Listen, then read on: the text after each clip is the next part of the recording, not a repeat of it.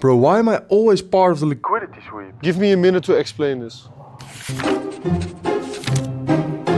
In my opinion, there's a big difference between a valid and invalid liquidity sweep. People think that liquidity sweep is as simple as sweeping the previous day low or sweeping the previous day high, but that's not the case.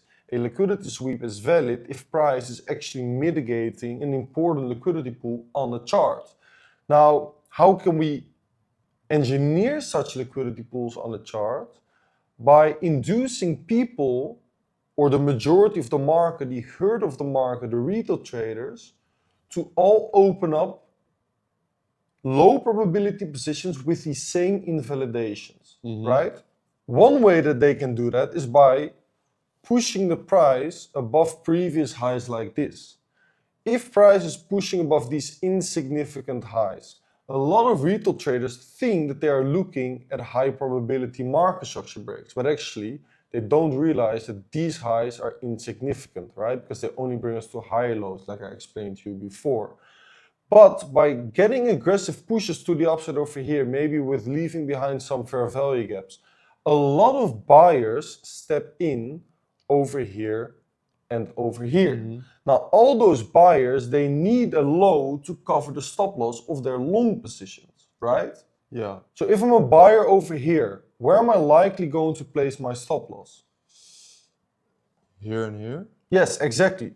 I'm going to place my stop beneath those lows. So right now, if price then pushes down, we are looking at a valid liquidity sweep.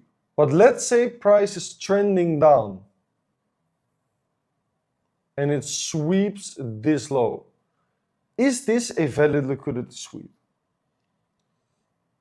No. Exactly. Why? Because no one is buying right now. Exactly.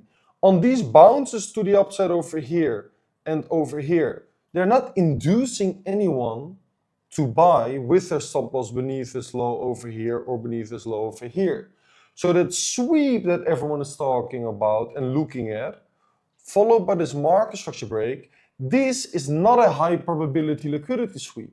This is just a regular sweep of any sort of low or high.